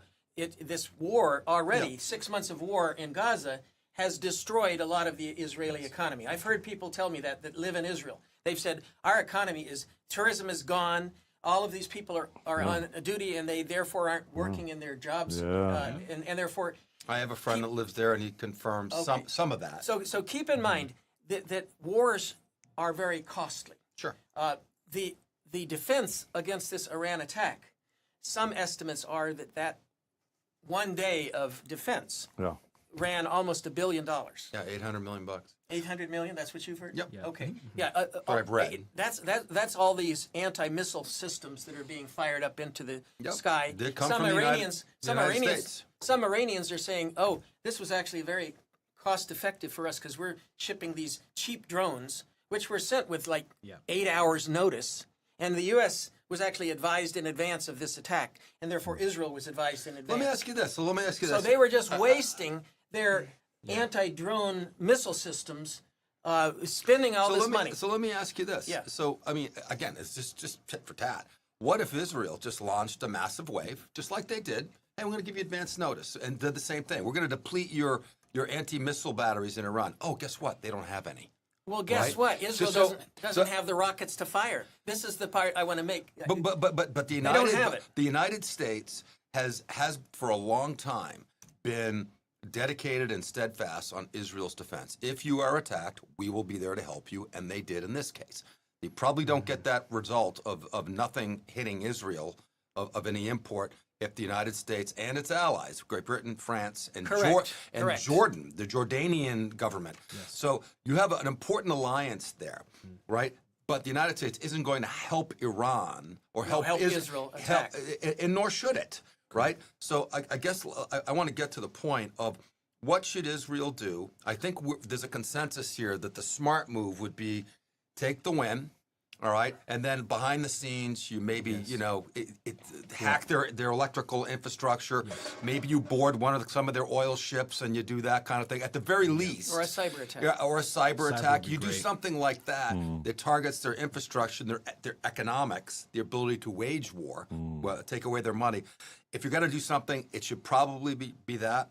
And honestly, I think it will be, right? I don't think Netanyahu's going to listen to the war wing, of the small war wing of his party. I think cooler heads will prevail, and they'll get back to the issue of getting rid of Hamas. Well, Gallant has said, that's the Minister of Defense of Israel, he said, we're attempting to form a coalition to do a response. Yes. Now, that's good news in a way, because that cools the jets. That stops the Ben Gavirs from saying, Ben Gavir is saying we should attack Iran immediately. Yeah, That's great. what he's saying. Yeah, And yeah. yet, in reality... Alexandria Ocasio-Cortez says, death to America. Yeah, right? and in So- reality, Israel they have what's called the Jericho missile. That's their and there's a Jericho 2 that has a range of 900 miles that won't reach Iran. Yeah. And then they have the Jericho 3s. We don't know how many of them. You're getting wonky. I know. No, this is important Marcus for people. Aurelius, No, come on. this is important to know. Stay on the high ground. No, this is important because we are supplying arms to Israel. That's a known. I know it's a known, and we need to discuss that as part of our discussion of if Israel decides to go to war with Iran. We have the ability to influence Israel and their decisions.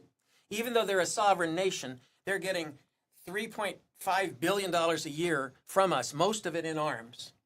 I think, okay, so to David's point is a good one, that Israel cannot exist without the beneficence of the United States. That's a known, and they know it. We don't see everything that goes on behind the scenes in the media reports, regardless of what outlet you get it from. So I think the cooler heads are going to prevail here. Gallant and the members of the war cabinet, they have been bitter rivals of Netanyahu for many years. They've run against him. Netanyahu is a short timer.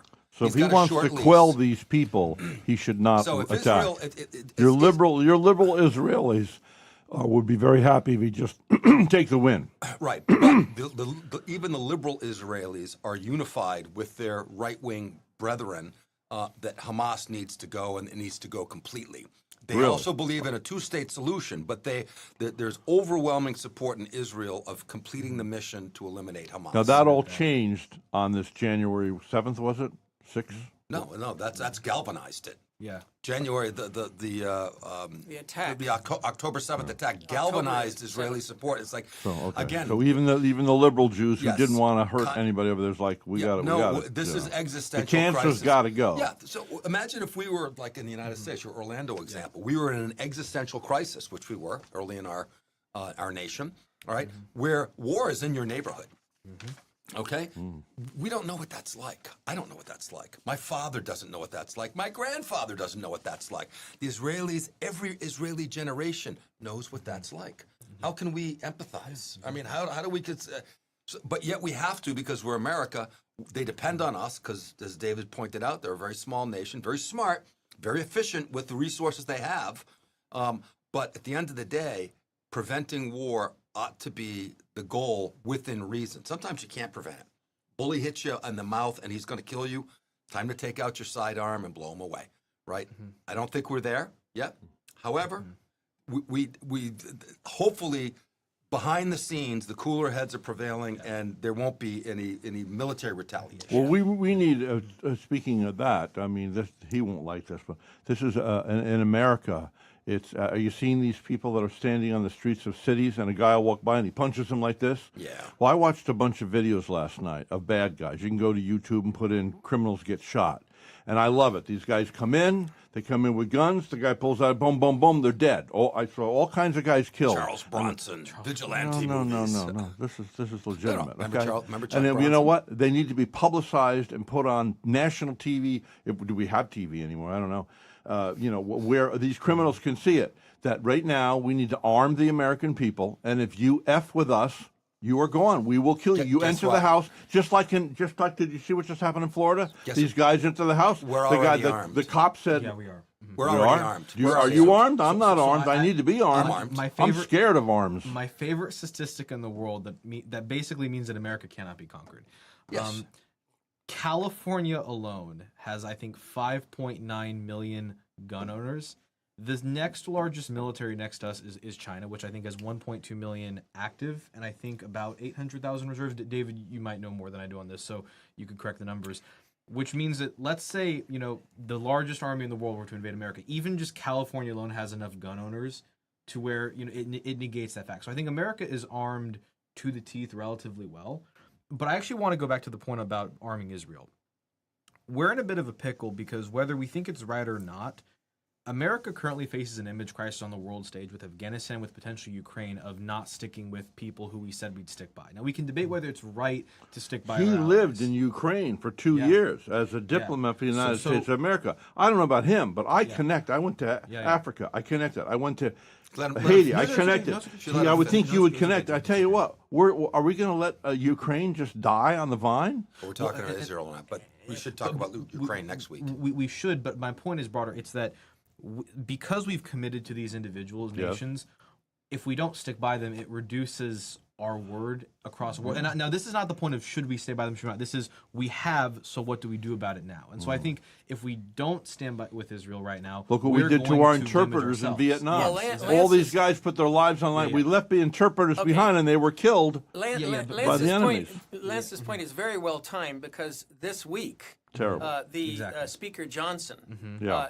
if he stays Speaker, Yeah, exactly. He is. He will. is going to introduce 4 bills for funding of Israel, of Taiwan, Yes. of Ukraine, All separate bills. Yes. And to be honest, all 3 of those bills, I don't know about the 4th, they need to pass. The Congress needs to pass those. I'm including Israel, even though I have reservations about Israel's use of weapons under the current circumstances. I'm still in favor of passing all 3 Let of me those. ask you this: Yes. Why do we actually- why do we fund these other nations when we've got homeless veterans?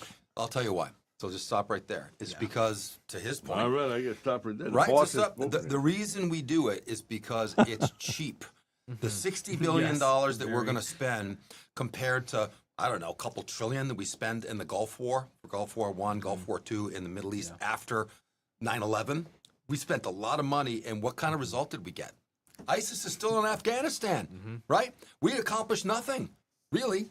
We accomplished, we did a lot of testing of weapon systems and some innovation there. We went into the Hornets' nest in Iraq and just messed everything up. My We point never is should have this. been there, This right? is cheap money. This is cheap money that doesn't require our sons and daughters to go fight, to keep the peace. And it's mostly defensive weapons. And it's mostly defensive weapons. That's the key. Now, I want to mention this thing about defensive weapons versus offensive weapons, okay? Because we are supplying Israel with offensive weapons. We talked about the 1 and 2,000 pound bombs. We talked about the 155 millimeter Those should be tank going to shells. Ukraine. Tank shells, they should be going to Ukraine. You're right. Yeah. So the key is that defensive weapons and protecting Israel against attack is something the United States has signed up to do. That's the ironclad part.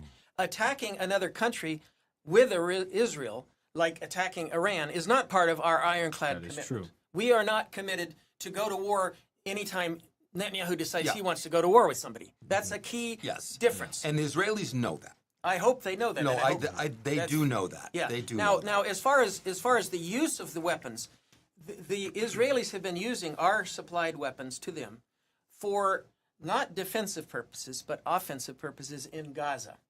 The dropping of those bombs, killing those people, shooting food seekers at food caravans, killing humanitarian workers and in the food caravans, killing. We've got all those. Look, can I ask you a question? Yeah, So that's when so we should a be war, imposing an embargo on offensive weapons to Israel. right? But when a war breaks out, right?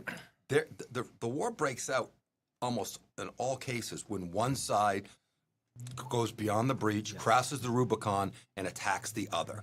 You could make, and I would make the argument that anything you do after that is defensive. Even if it might look like offense because you're smarter, you're bigger, you're stronger. You're the one that punched me in the face first, like, and bloodied me bad.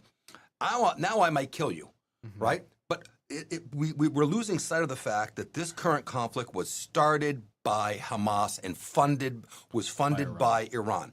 It's easy to get lost in the weeds of all these facts and figures that David has. And Israel has the right. Doesn't mean that they need to use it completely and unequivocally, but they have the right to use offensive weapons to defend themselves because they were attacked. Now, he would say, Yeah. I believe you would say, Yeah, he would say, yeah, but there was 1,200 people, so, kill a couple of thousand people and then back off. I don't believe that. That would be called proportionality in the response. But if you don't kill the cancer entirely, it will kill you. The point here is Half measures avail little. In the Israel- business world, am I right? Rhett, Half measures, they say, avail nothing. Rhett, You're either in Rhett, or you're not in. Rhett, Israel is either being extremely irresponsible, and do you I'll think? explain why He's thinking. they have the ability to claim that they're being irresponsible, or they are intentionally committing genocidal acts trying to wipe out the population. As I said before, that's what I think, given the evidence, and that's what the Special Rapporteur of the United Nations concluded a couple of weeks ago. United Nations. Now, Not worth the paper it's written on. But now, anyway.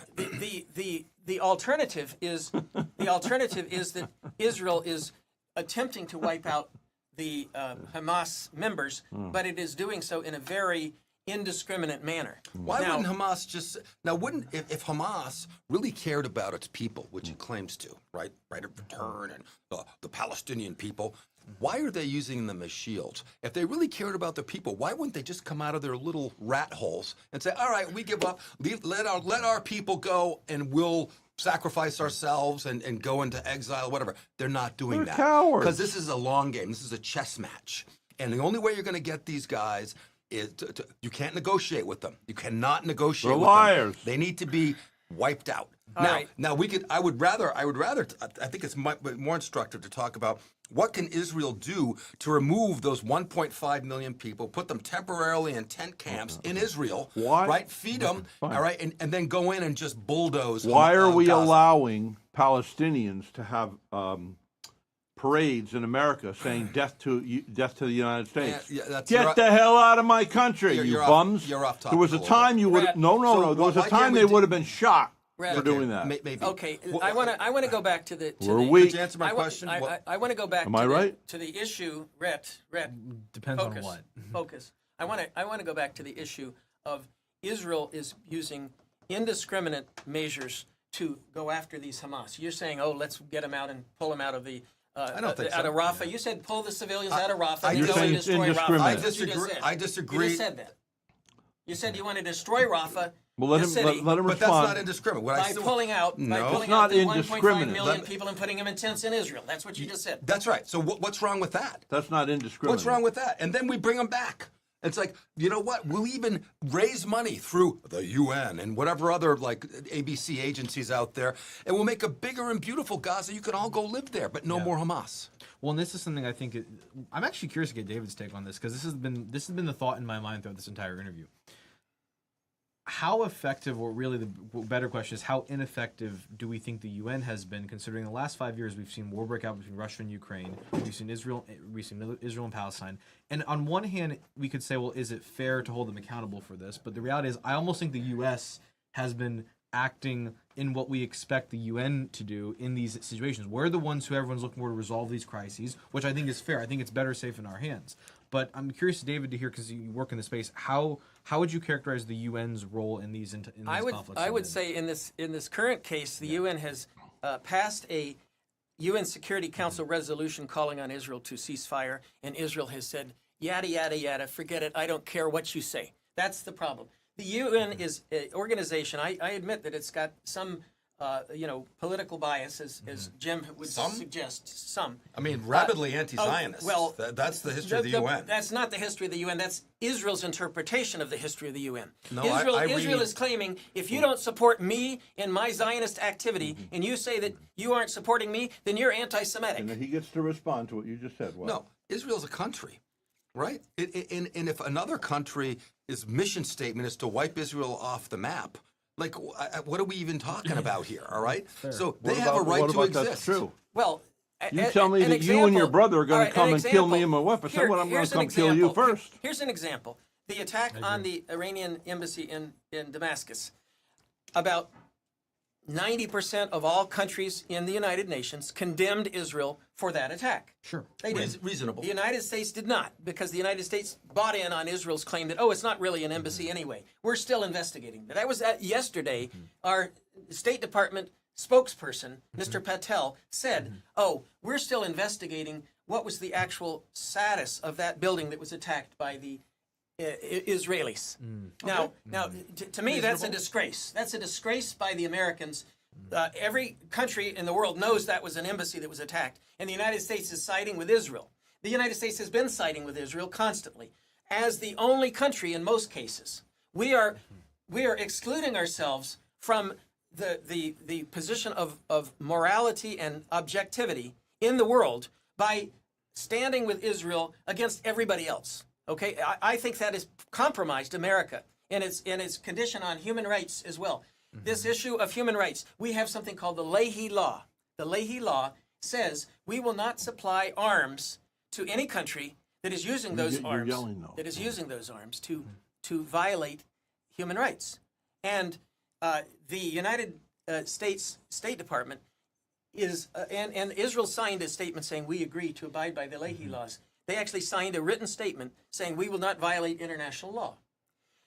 Now, the rest of the world has concluded Israel is violating international law in repeated manners by attacking peacekeepers, by attacking humanitarian workers, by bombing the civilians.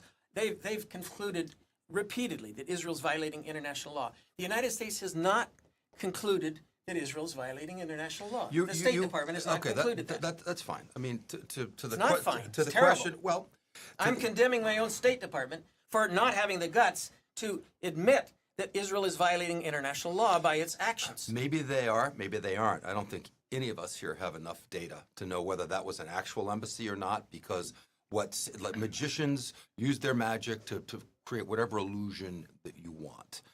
Israel is a country. It deserves to exist. Every action I've read, just newspaper, forget about opinion. They are quick to condemn Israel and not to condemn Hamas. They believe that, and that is the starting position of almost all nations in the United Nations. The United States is a member of the Security Council, so it can veto things, and sometimes it abstains, like it did in this one instance. So I don't think the United States is performing the UN role, or at least completely, maybe somewhat, right? Because keeping the peace is in UN. That's kind of like UN peacekeepers. We're trying to keep the peace. So, and from that standpoint, I think they are. We also have a long-standing alliance with Israel that is unbreakable, right? That the only democracy a true democracy in that whole area of land that you showed up on the map, right? Yeah. Democrat, they argue with themselves, and they allow that to happen, right? That doesn't happen in El-Sisi's Egypt or Jordan or in Lebanon. So it's important that we support them, but we've got to straddle the fence and try to keep the peace. Exactly. Very well said. All right, now Lance is supposed to have the next half an hour. He's Okay. with the, but we only have about 20 minutes left. If you want to bring the ratings down in your show and just have me, that's totally fine. That's all right. No, we no. can leave now. That's good. We sure? covered enough Yeah. for Keenan today. might want to stay because he's Yeah. into local politics. Yeah, we Yeah, covered go- enough. I- Thank you. I love Stay sharing. till 11, okay, Jim? I'll just sit till 11. Yeah. That's good. And I'll Good take, to see you. take my leave. Peace. Yes. See you. Thanks very much. As Okay. always, David. It's a pleasure. Awesome. Pleasure Yeah. to talk to you, sir. Yeah, We'll, it we'll was- be back next Wednesday had a to very- yell at each other. No, We're not no yelling. yelling. This was animated and And thoughtful excellent. Should I discussion. take a break here or just keep going? Take like a 10-second pause. 10 Just second take pause. just That'll a give me 10 time to second get pause. off Okay. camera. Hey, All right, nice job. enjoyed it. Yeah. Yep. Yeah. We'll talk about artificial intelligence next week. I'll give you fist bump. Or, Yeah, all right. AI. Close that All door right. behind you, would you? I got it. Thank you. Thanks, David. David, is that your phone? No. All right. Now I'm going to be in the hot seat if we're talking local politics. Oh, I forgot. All right, to- hold on a now second. that Here we I go. gotta get you a copy of my book, Local yeah, of course. Government. Yeah. Do you have that book? I'll get you another one. I might be. All right, now we're going to talk about local politics, which is apropos. We have Lance Lunsford. Yes. A good name with the alliteration of the L's. It's going to help you later in life. Lance Lunsford. Once you heard it, you're not going to forget it.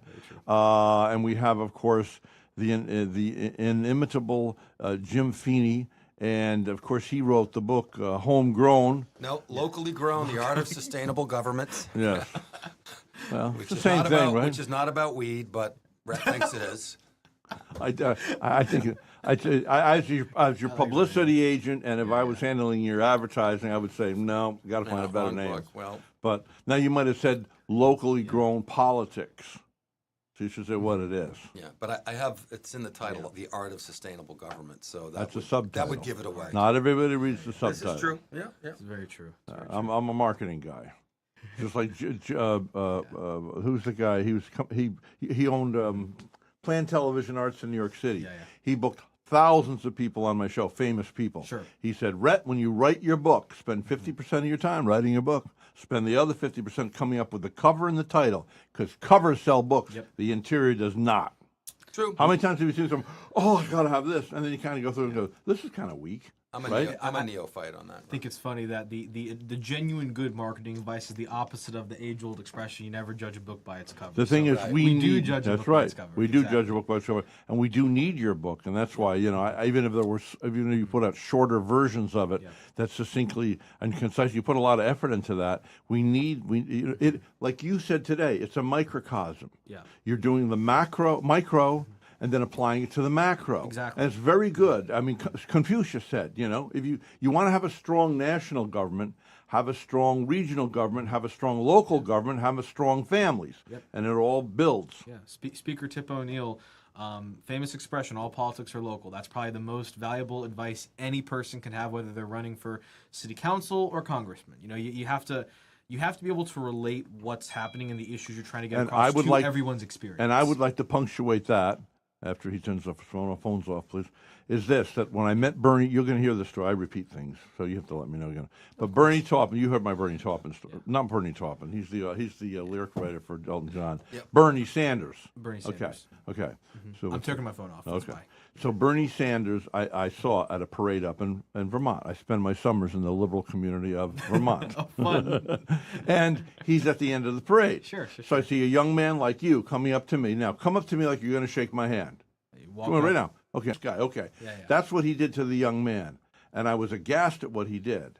But I immediately knew that if you can't care about one, you cannot care about 1 million. Yeah. As I get older, I realize everybody counts. And it's delightful because when I was younger, it was like, oh, you're the gatekeeper at the doctor's office. Well, I'm big shot guy here, and I want to talk to the doctor. Let me through here. And, it's kind of like, no. Hi, what's your name? Joyce. Hi, Joyce. How are you? Where are you from? You're from? Oh, I'm from Nashville. Oh, I used to live in Nashville. Oh, why did I call here? Because she's just as important as the guy who perceives to have a little power. If you can't care about one, you can't. I mean, every elected official I've met, I also am equally close with their secretary or Yeah. assistant because, first of all, those people in a lot of cases are the ones actually running things. And They so are. you want to understand that. But I think the more important thing is you just want to show that basic human courtesy to people. It's we talked about the long-term reciprocity in the earlier segment. That's a way to do that in your regular life. I mean, because it's the idea that, okay, I don't know how we're going to have a mutual exchange right now in the future, but the fact that we established a good relationship now means that that's always an option for either of us in the future, right? So I think it's a good practice. And God also likes to hold. The good Lord above likes to hide, not hold, hide gems where you least expect it. True. Because you and I went to the Italian restaurant with the Vincents the other day. Okay. Yeah. Now, when I was first in town 30 years ago, you have a group of 5 young men that walk in with ties and jackets. You think that they're the prosperous attorneys in town. But there's some other guy over there who hasn't shaved in 2 days, and he's he's got his little scampy shoes on, and you think, oh, who's he, a bum? Well, it turns out that he's the billionaire, and they're starving because they can't get their feet off the ground with their little law business. Everything is not as it seems. And so that's why it's also important because people, I was with somebody the other day, I've known somebody now for maybe, I have for 15 years, and I just found out, I forget, he's used to hang out with Paul McCartney. I'm looking across the room, he used to hang out with Paul. You know what I mean? You have to. I think one thing that's very helpful, that at least has been helpful to me, is you always want to understand the true nature of things, right? And I'm going to use dressing up as an example. I mean, every time, many people probably associate me with a suit and tie because I like to dress in a suit and tie. But the reason I do it isn't because I want to look good or really do it. Exactly. I've honored my audience. Yeah. So when you see those guys in the suits, a lot of us think, well, maybe they're important, but the reality is, no. Those 4 people are putting effort into whatever they're doing. They may be successful, they may not be successful, but that's the insight into those people. Good way to put it. And even for me, no matter who I'm meeting, it's a subtle sign that, even if we haven't spoken a word to each other, that I at least respect you on some level because I put effort into how I appear before you. So that's the true nature of those types of interactions. That's another simple life hack. Very simple life hack. I love it. Yeah. Well, I've met a lot of movers and shakers over 29 years of being on the air. Truett Cathy I interviewed face to face. Where's your suit? One thing I will say this actually, it's in the courts. While business folks are right about that, a lot of cases, broadly speaking, most politicians do a decent job dressing up. I can think of some exceptions, but that is one of the rare good things I can say about politicians. They do a good job. Well, particularly, that's an exception. Particularly our sheriff. Because I remember when Gary Wheeler was the sheriff, he always had the tie and jacket on, and every funeral. Well, you know how he came to my father's funeral, my mother's funeral? They represent the community. Yeah. And it's got to be a real pain in the butt. It's just like I ran into, you know who Gloria Estefan is? I do. I was actually at the Riverside show. Okay, she was just the 84th, she's the 84th best-selling record. Now, her and I have met a couple times. Yeah. But recently I'd run into her, and she was leaving, and turned around, came back, and hugged me. Well, first of all, we're not close friends. Yeah. I admire her, I'm sure, a lot more than she admires me. But so it's like, wow, that was so nice, because if you know anything about any kind of recognition, now there was a point a few years ago when our mall was actually a mall, that there are people in my life that wouldn't go to the mall with me because I was accosted every 5 feet. Really? And I had to stop. And you stop and say, hey, Mr. Palmer, I listen to your show frequently, blah, blah, blah. Okay, this is his time. It doesn't matter where I'm going. My agenda doesn't matter. His time. Yep. Now, there comes a point where he starts talking about his old lawnmower and stuff, and I go, okay, I do have an appointment. It might be with a urinal in the bathroom, but I've got an appointment. I have to go. Thank you for talking to me. And he is important. I make sure he feels important. The way, and I think the way that, because I've actually, well, not in the fame, man, not in the fame position, not but fun. I've had moments where I'm at functions around town, and some folks want to talk to me. I'm going to an appointment. The way I always dress is very simple.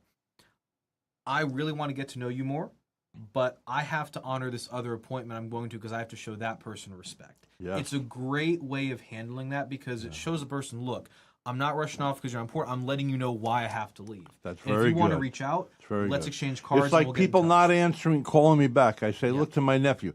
Just pick it up, say, I can't talk right now, I'm business. Boom, that's okay. We can wait days, right? So, and for the audience, why this all matters within the context of local government is because local is where people live. You don't live in Washington, D.C. That's or what your on book is all state about, capital. right? You go where the people are. Our Yes. founders understood this. Yes. And when you're much less likely to lie or cheat someone that's your neighbor that goes, your kids go to the same school, you might attend the same church, you run into each other. You're going to be very careful about driving like a maniac in your neighborhood where your neighbors will see this. Yeah. But the more abstracted you get from that, the higher level order you go up, the anonymity, all right, allows people to do bad things because no one will ever know it's me, right? Exactly. So locally grown is a forcing function that says, hey, we're going to do what matters in our community, and we're going to take care of our own accountability, and we're going to raise the taxes to do that because we're all in this, and the people, however you circumscribe your kid, they all can see that. I don't see how Washington works for me, honestly. Because I pay taxes, and as a taxpayer, I don't get much. I pay retail for everything, my kids' education, just everything. So I'm funding, and me and a diminishing amount of taxpayers fund the game for everybody else. I don't do it because, this is the price for common good and not chaos in the streets. Locally grown is just a better way to manage because you're forced to do things that are right because people can see it otherwise. Exactly. But they also hand out a lot of money for disability. And I've run into a couple of people recently said, well, how much does your son or daughter get? Oh, they get $1,000. I said, how can anybody live on $1,000? And you know what that does? Do you know how to boil a frog? Did you ever learn that from Zig Ziglar? I'm going to tell you a story you'll never forget. Here's how you boil a frog. You put a frog in the water, it's boiling. What is the frog going to do? Jump out! But if you put the same frog in cold water, put it on the stove, and slowly turn it up, you're going to boil that frog to death. And what happens is, with same thing as what's happened to our Indians. The Indians know they're at the age of 21, they're going to get $350,000. You're on what do you call those places? Reserves. Okay, so you know that's going to come. You turn 20, so you play around, you don't really work at anything, you drink, have a party. Now you got $350,000. Oh boy! They have no idea it's going to last them on average 17 months, and it's going to be gone. And then they're devastated and become alcoholics, drug abusers, often die from suicides, et cetera, after that. You've ruined them, just like a rich man's son. Remember Bob Dylan said, help me, I'm helpless like a rich man's son. I mean, there's people that are knocked off the game of life up here. It's robbed of them. Look, I have to work right now. We have to, My father has, I have favor with my Father in heaven because I have to work. Even at 70, I can't live the life I really want to live. I do some things that are a little unusual that most people don't get to do, but nonetheless, in order, because I don't know how things are going to be when I'm 80, but anyway. And Rhett, something blah blah blah. No. To Jim's point, actually, something. No. It's to something you said about a week ago. Yes, about limited government, that being a big part of our association's role. I want to kind of tie that into what Jim said. Yeah. A lot of people assume that because that's our stance that we must be conservatives. Now, usually the people who accuse us of being conservative and the people who accuse us of being a liberal are typically the partisan folks themselves who want to throw stones at a big group in town. But what we're really after is return on investment. And to that extent, return on investment. Yeah. You see that in your community. You see the quality of your schools. You see how your county's working to solve health crises in your area. You see the beach and restoration. You see, in some sense, the children's services, the parks, all of these things that we spend money on. The Brackett Library that should be open on Saturday so families can go. Hey, that's a great point. That's a really interesting idea. Actually, I'm going to look into that because I think that a lot of things we don't see. We don't have a population that wants to. You're going to find out. He knows you're a dad. How old is your daughter now? She's 20 now. Okay. How old is your son? 23. Okay. So 10 years ago, your son was 13. Wow. He was still a kid. Yep. 10 years ago, your daughter was how old? 10? Yep. Boom. It's a short harvest. If those kids get into reading and love knowledge, Do you know how many famous people I know that only have an 8th grade education? One's a billionaire on the beach. Who always jokes with me. He says, hey, Rhett, imagine if I went to 9th grade, how I could have done. That's his big joke. And it's true, Yeah. I mean, Warren Buffett reads up to 500 pages a day. He says he reads 80% of every day. There's a chance that Warren Buffett's reading right now. Yep. Same thing with, what's his name, Jobs. The same thing. I mean, I can go on and on with the people. My friend who's 97 years of age in this town, still runs his real estate agency, reads 3 books a week. Yep. His weekend, he's always on that couch in his office, reading, voraciously. So, do I want the library open? You're damn right. You know, and I can't say anything about the library downtown. I feel uncomfortable. And people, well, that's my business. And I know women that won't go in that library. And I certainly would not allow my children downtown. There's some oddities that hang out there. The main one you're talking about. Yeah, right? yeah. Okay. Where the Brackett Library it's clean. It's hardly anybody. It's the most beautiful. Have you been out to the Brackett Library? Oh my God, he hasn't been there. At Indian River State College. And by the way, it's not owned by the college. It's 50% the college authority and 50% our county government commissions. The college the way that's split up is the college owns the land, but the county owns the building and facilities. Yeah. It's Brackett put up the money, right? Well, the family did, yeah, back in the day. So I'll say this is kind of to a bunch of your points. What you read, it's a way to gain years of experience that you may or may not have. Because here's the thing, at the end of the day, whether you're 24 or 74, you can become, in a sense, 1,000 years old. You can go have a conversation with Abraham Lincoln today. Yeah, exactly. Go out to the library. He's waiting there for you with amazing words and insights. And also something that is often lost. We think of philosophers in this day and age as just philosophers, but most of the people that throughout history were philosophers and great thinkers were also great musicians, great tradesmen, great business owners. My favorite fact is, Beethoven in his Ninth Symphony included a Schiller poem. So, if you look at Beethoven and Mozart, Beethoven and Mozart both knew how to speak and write in Latin and Greek. Both could have been great philosophers if they wrote down their letters. Instrument? You could say that. I was the first chair trombonist in the U.S. All National Concert Band. So what's what? I was the first chair trombonist in the U.S. Trombonist. All National Concert Band. Look at that. So, and I bring that up not to, I know it sounds like a boast, because once you get to that level, That's it's the a big lifestyle. thing, right? Yeah, it's a lifestyle. No, it's the slide. That's the Oh, tuba. That's the tuba. Yeah,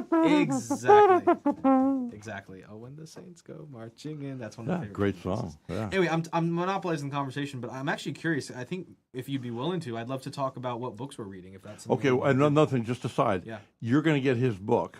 Sure. Let me know when you're done with it. Week, 2 weeks, a month from now. Yeah, then let's have him come in. You come in. Yeah. Let's have a book report, and sure. you can talk back and forth about it.